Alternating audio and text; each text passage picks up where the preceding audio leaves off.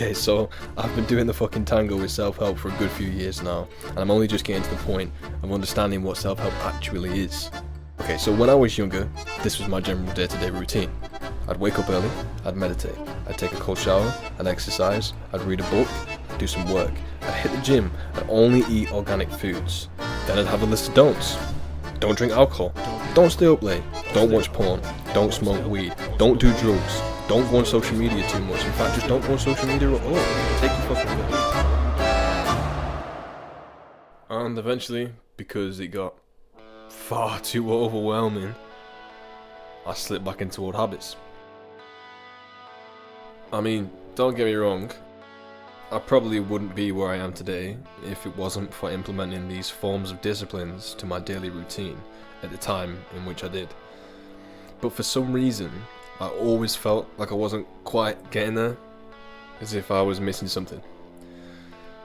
I realised that I kind of just hated myself, and don't get me wrong, hate's a powerful emotion and it can get you far, but at what cost? In this instance, the cost was just feeling even more lost. Now, to point out the obvious, we know that everybody's different and this might not resonate with you, but trust me when I say that I now know that self-help is just another way of saying self-love.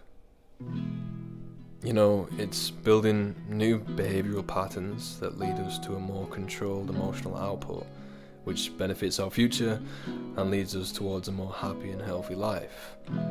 It's a journey that never ends. And when I started the self-help journey, I was trying to get from point A to point B as quickly as possible because I couldn't stand another second with myself, which is really sad in retrospect. Jesus, you can only imagine the amount of hidden impatience I was developing because of this approach.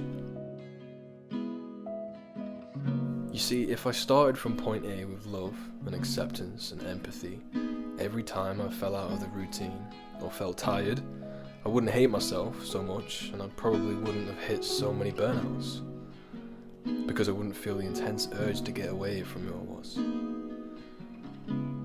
I still take cold showers, meditate, I eat healthier, and I love working out. And of course I wouldn't have discovered any of those things if I didn't take the dive into the extremely scary and saturated world of self-help, so I'm not saying don't do that, because it's definitely helped me.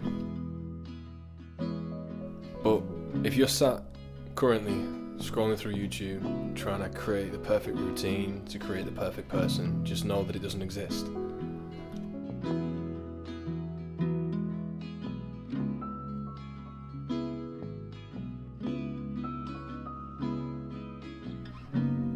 Through my experience, I was able to understand that if you get lost within these constraints of these routines, you forget eventually how to enjoy the little things.